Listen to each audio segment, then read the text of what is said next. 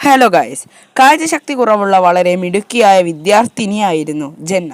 അതിനാൽ അവൾ എപ്പോഴും മുൻനിരയിൽ ഇരിക്കുന്നു. ജന്ന തൻ്റെ സുഹൃത്ത് റിക്കിനൊപ്പം താമസിച്ചു.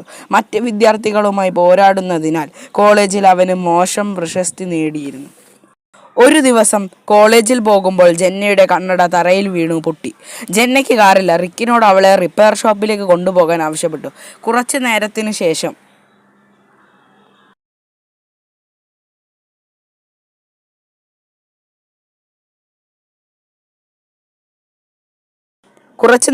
ശേഷം ജന്ന സാം സാം എന്ന് അലറാൻ തുടങ്ങി. റിക്ക് സാം റോഡിന് സമീപം കിടക്കുന്നത് കണ്ടു. അബോധാവസ്ഥയിലായിരുന്നു അവൻ. ഇരുവരും കാറിൽ നിന്ന് ഇറങ്ങി സാമിൻ്റെ അടുത്തേക്ക് പോയി. പക്ഷേ സാം മരിച്ചിരുന്നു. അവർ ഡിറ്റക്റ്റീവ് മെഹുലിനെ ക്രൈം സ്ഥലത്തേക്ക് വിളിച്ചു.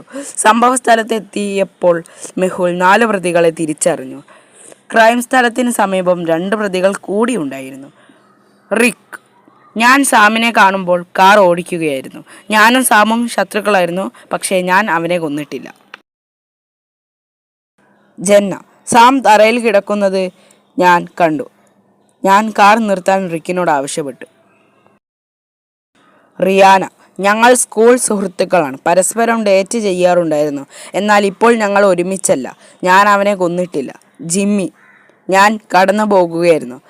അവൻ വന്നതൊന്നും എനിക്കറിയില്ല. ജന്ന അലറിയത് കേട്ട് ഞാൻ ഇവിടെ എത്തി.